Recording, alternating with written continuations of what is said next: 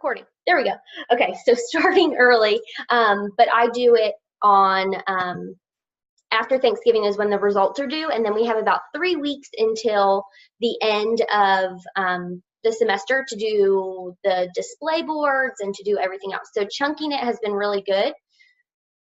So just keep that in mind if you are thinking about it. I'm going to move the chat over here. So if you have any questions, I can see the chat.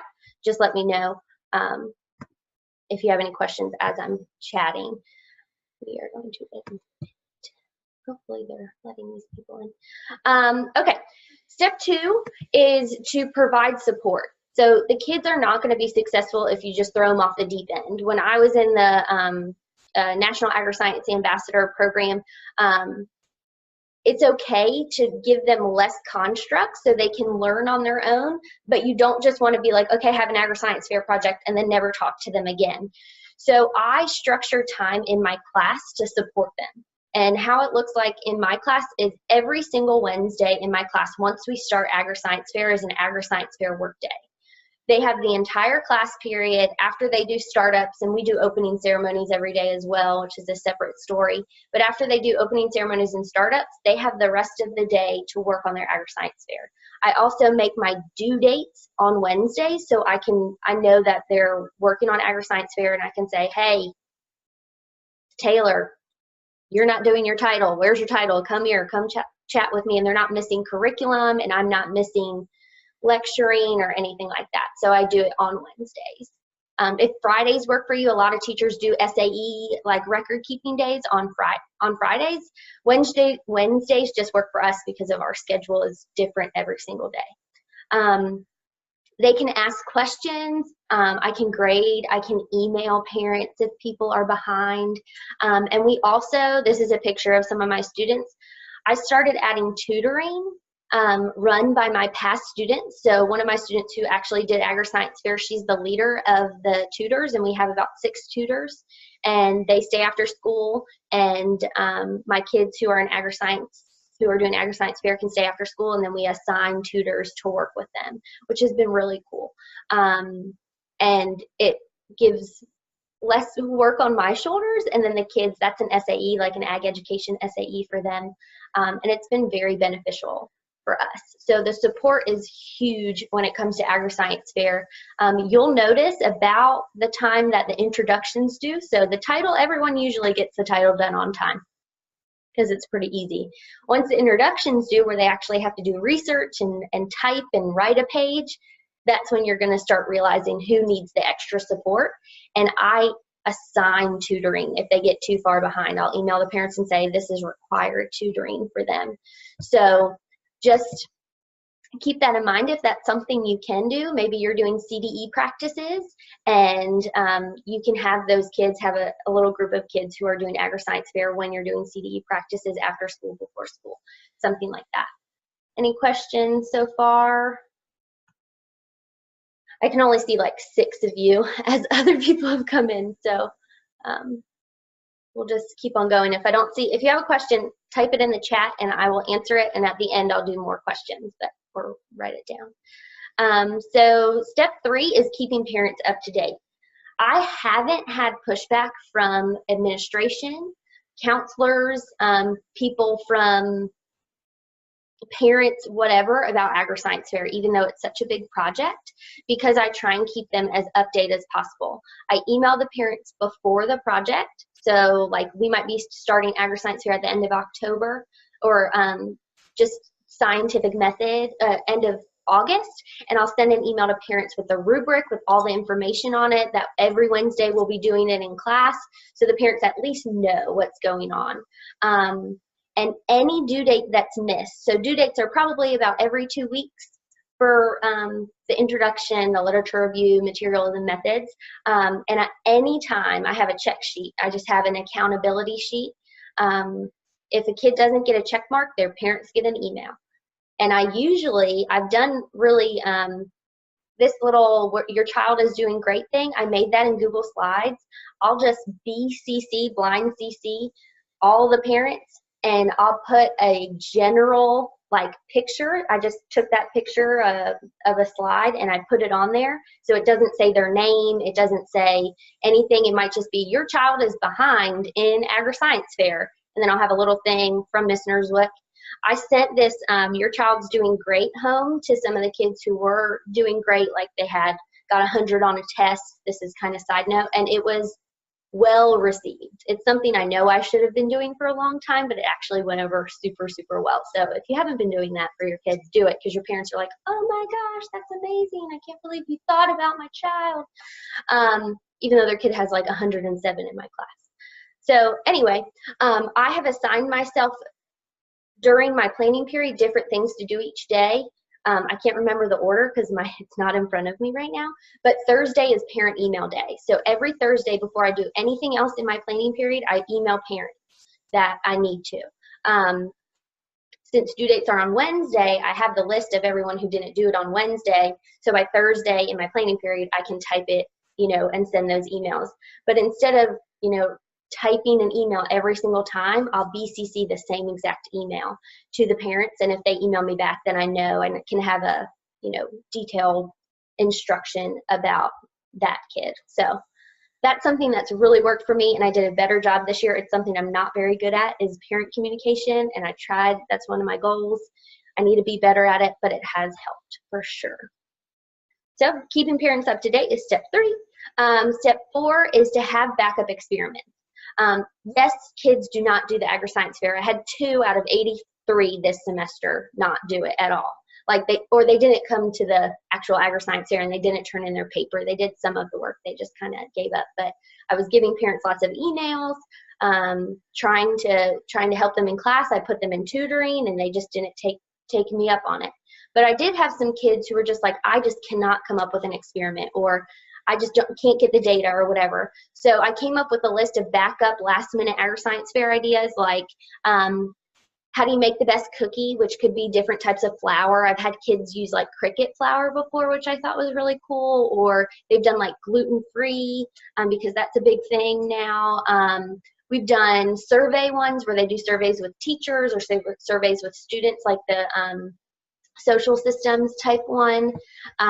We've done a ton of different ones. Apple preservation, seed germination rate is so easy. So if you have access to seeds and just checking germination rate, they can get that data really, really quick. So if they're behind, giving them something that might take 7 to 10 days to get at least some results is better than them not doing it at all and saying, I give up, I'm not doing this anymore. You can provide them here. We tried to get you to do it on your own, but here's what we can give you. An excuse not to have one is not, there's no excuse. You can't not do them. And then if they're also having trouble, I assign them to come to tutoring as well, because they need that help and that support. So hopefully by this time you're about halfway through. Kids are doing their assignments. They're doing them every Wednesday in class. The parents are up to date. Even the slackers have gotten the backup experiments. And then you actually have a real Agri-Science Fair. I do it in my classes, like during my class. During my class, I've done it. It's a 50-minute class. I'm able to get through 33, 32 Agri-Science Fair at one time. So it's been very well received by me. So I invite judges. This year we had administration, we had science teachers, I had alumni who were back in town from college. I had some of my real, adult alumni come in, and I provide them a rubric, I provide them a snack, I provide them thank you notes afterwards, and they just go around and judge the presentations. I give out prizes, meaning just a certificate, just a very easy certificate. And the kids practice this beforehand. We do practices the day before the Agri-Science Fair. They do it for their peers. And then the kids sit at their station and a judge will come to them. The judge will probably grade 5 to 6 experiments. Then all the judges come together and they say, which is a really cool experiment? Maybe it's not the best board, maybe it wasn't the best presenter, but they understood the scientific method and they came up with a really cool project. Then the judges go back to 3, 4, 5 of them. They get re-interviewed, and then we give out prizes, the top 3, which then tells me, okay, these are really cool experiments. Why don't we come back to these kids and say, hey, do you want to submit this for Agri-Science Fair for the state? So the kids have the paper all done. They turn in the paper, of course. I grade the paper, and then the judges grade is the other half of their final exam grade. So half of their final exam grade, the presentation, and half is their record, their book. Written report is what it's called. So Agri-Science Fair is not easy. Every single year I tell myself, why did I do this? Why did I do this to myself again? But it's because I get to the actual Agri-Science Fair and I see the kids talking to each other. The picture of this student, my poor boy is in a class of 32 girls, and it's just him. Poor man. And he does not talk, because believe me, I wouldn't either in that class if I felt left out, but we try and get him involved. But he was presenting to like 4 people at one time, and it was like such a win. It's such a little win, but I've seen so many awesome things come out of it that I can't say no. I can't. Like, it's just so cool. Next year I want to do parents coming out and seeing all the experiments so they can see all the hard work their kids put in. Not something I've done before, but I know y'all can do it. And I know it's a lot, and I'm doing this really quick because I want to answer your questions. But obviously, I think you guys have seen, I do have a resource that has all of these resources in it that you are more than welcome to get. All this stuff I made on my own and just kind of figured out over the past 3 years what works and what doesn't work. So it's what works for me. It might not work for you. It might work. Maybe you have a teaching partner or somebody who does it better than I do, and that is totally fine. It's just that's what I've come up with. So you are more than welcome to that. It has my rubrics on there. My student accountability sheet has a lot of this stuff. And Maddie asked, at what point do I give them a new experiment? If they get to results and they don't have any results, I give them those backup experiments. That's like last ditch effort. There's only a couple weeks left and we want them to finish their Agri-Science Fair is when I give them the backup, because those backup experiments take about a week, so they'd be able to finish the experiment in time. But if I've had a kid this year who just was like, I can't figure it out, like the first 2 weeks, I gave her an experiment because I knew she wasn't going to figure it out on her own. So just kind of play around. If you have a kid who has, you know, an IEP or 504, you know, just make that decision after knowing the kids. I knew the kids for about 6 weeks before we started, so I kind of knew who I needed to give that extra support and guidance to. I'm going to admit somebody in here. And then I think I have one more slide. Obviously, what questions can I answer for you? We have about 12 minutes. And then you can always reach me on Instagram or online. So if you have a question, let me know. I'm going to stop sharing so we can see each other. So I can see y'all as you talk.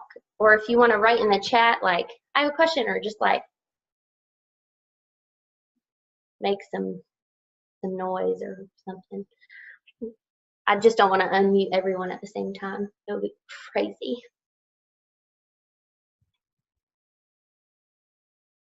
Or just, can you unmute yourself? Oh, there you go, Maddie. You go. So my iPad died in the middle of it. Did you answer my question that I did. Okay. I did. So I give it when results are due and the kids don't have results, and I'm like, hey, where are your results? And they're like, well, I haven't done anything. Then I'm like, okay, here's your experiment. And then they have about a week, and it'll still keep them on schedule. Usually there's about 3 weeks left in the semester when results are due, 3 to 4 weeks. So it'd still give them enough time to finish it. Awesome. And do you like give them like a list, like here's 3 that you can choose from, or do you just say, here's the one I know you do, and this is the one you're doing? Well, it depends on the kid, but I do have a list of 5 that I could give them. But like this kid, I was like, do seed germination rates. Here are seeds. Here's how you find out how they germinate. This is what you're looking for. Take it. Go. Bye. See ya. She needed that, like, this is exactly what you need to do, which is not perfect and it's not inquiry. But she did it and she passed. Woo. So, you know, you got to do what you got to do. But other ones, I'm like, no, you can figure it out. It's differentiation, you know, old school. Anybody else? Just unmute yourself and start chatting. I'm going to take a picture of us too. On your guys on the literature review, how like I don't know. I tried to do this last year, and we like got to literature review and stalled out because like I felt like I don't know. I guess doing master's degrees and stuff, I was trying to like hold them to a very high literature review research standard, and then kids just like, nope, can't do this.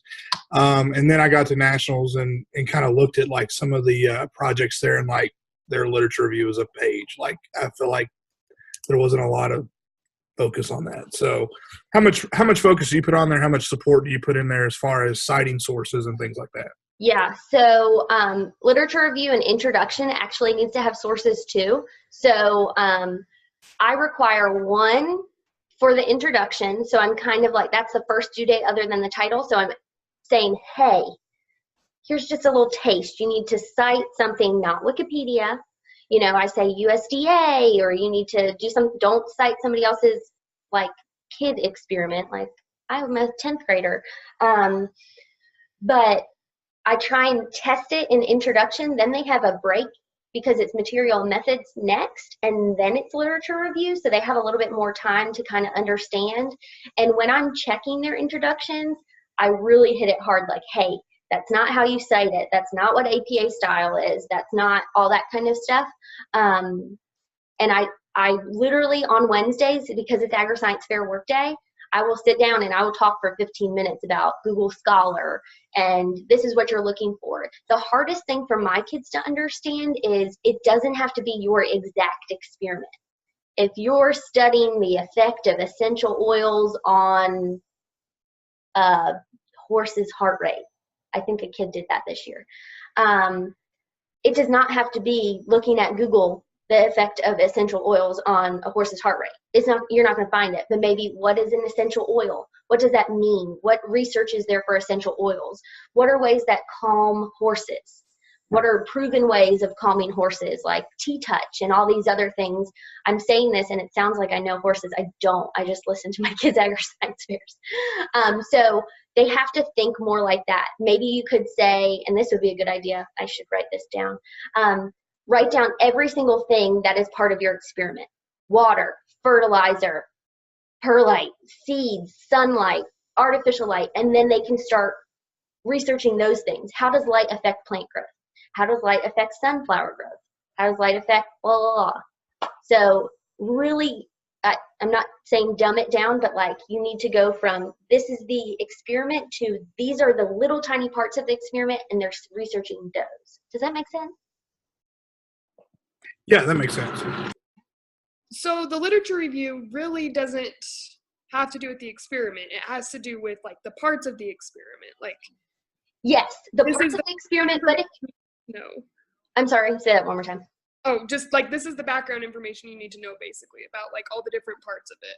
Yes, if they can find an experiment like theirs, then yes, absolutely put it in. But sometimes my kids do these completely random things like essential oils on horses. That probably doesn't have anything in Google Scholar. But kids who do fertilizer effect on plant growth, they're going to find a lot of stuff. So if they can find it, yes, but if they can't, that's not an excuse not to write a literature review. Cool. What else do we? What about materials? Do you use any of your classroom funds to help buy materials, or do you find that most students are able to conduct their own experiments and get their own materials on their own? I have found that my kids do it on their own, but I'm going to preface that by saying I'm in a very high socioeconomic status. My kids drive nicer cars than I do. Truth be told. Teslas, you know, it's whatever. It's insane. So I don't have a problem there, but I have given out seeds. I have given out, like, you can use our garden beds. You can use, if you want to borrow some of our chicken, like, poop and rabbit poop, you know, like you grab what you want from here. A lot of times if they don't have the funds, I'll say, hey, do a social systems one because it's free. They can do a Google form or a Survey Monkey for complete free, and just send it out to friends or teachers or anything like that. So I tell them I don't want them to spend money if they don't need to. Use the resources they already have or be more creative about it. But I provide our school if they need it. a place to plant. But I lived in an apartment for 3 years when I was here, and I was like, if I can grow plants at my apartment, you can grow them, you can grow some containers, or if you guys have greenhouses and that kind of stuff, maybe section off. We don't have a greenhouse, so that's not really an option for us. But we've done mealworm growth, so we just have and they do like dark and light and humidity, and it's just a little corner, like little shelf in our room, and then we feed our animals with it. Whatever can benefit you. If there's something that they can study that can benefit your program, mealworms was a great one for us because we have lizards and the chickens love mealworms and stuff. I just have something to add, kind of. I helped judge the presentations at nationals this year, and I judged like the middle school level because I teach middle school, and so I wanted to see what that looked like at that level. But even like some of the upper level projects I looked at, they are like super basic, like 7th and 8th grade and 9th and 10th grade. I think that's how the categories are broken out. But like the 9th and 10th grade, even, they were like pretty, like, we're just trying to introduce you to the scientific method. And you could tell that that's all their experiment was I am just learning how to like work through the scientific method. And then once they got to be seniors, like those projects are intense. And like, I don't know that I could do those projects that some of those kids do. But that's what I really loved from nationals, from that side of it, was that my kids can do this. Like, I was worried that Agri-Science Fair was way above what my 7th and 8th graders could do, but it's definitely not. And I'll add that one of the best things I did for myself for Agri-Science Fair proficiencies and national chapter, if you're eligible in your state to go judge, do it. You're not going to understand what a good, winning, or anything until you go and do that. I mean, hands down, that was the best thing I ever did, to learn about Agri-Science Fair, national chapter, those kind of things. And nationals, I mean, they're looking for judges. They'll take teachers, and you don't need to spend that much time doing it. My teaching partner was a proficiency judge last year, and we ended up having a proficiency finalist at nationals this year because she kind of learned how it all worked. So highly advise that stuff.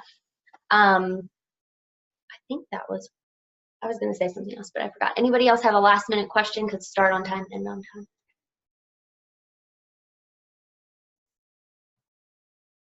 All right.